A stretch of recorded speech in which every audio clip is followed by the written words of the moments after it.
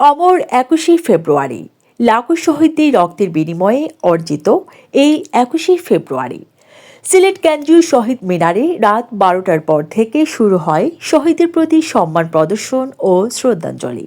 গণপ্রজাতন্ত্রী বাংলাদেশ সরকারের মন্ত্রিপরিষদের পক্ষ থেকে সকল ভাষার শহীদদের প্রতি শ্রদ্ধা জানালেন প্রবাসী কল্যাণ ও বৈদেশিক কর্মসংস্থান মন্ত্রী জনাব আরিফুল হক চৌধুরী ও সিলেট জেলা মহানগর বিএনপি নেতৃবৃন্দ। প্রশাসনের সর্বোচ্চ পদের কর্মকর্তারা জেলা প্রশাসক সহ সর্বস্তরের অঙ্গ সংগঠনের উপস্থিতির মাধ্যমে কানায় কানায় ভর্তি থাকে সিলেট কেন্দ্রীয় শহীদ মিনার। সকল শহীদদের প্রতি গভীর শোক প্রকাশ করে বক্তব্য রাখেন রাজনৈতিক অঙ্গনের বিভিন্ন পর্যায়ের নেতৃবৃন্দ এবং সিলেট জেলা প্রশাসক সরোয়ার আলম। এ বিষয়ে ভিডিও চিত্র তুলে ধরেছেন আমাদের সহকর্মী শামীম খান।